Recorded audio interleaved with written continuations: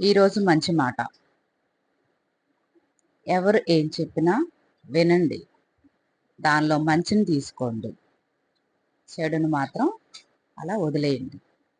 Contradict చేయడం మొదలు పెడితే అది వివాదంగా మారి అది చాలా అనర్థాలకు కూడా దారితీస్తుంది. అవునా?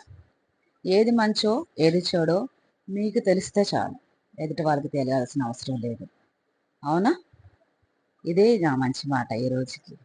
బాయ్.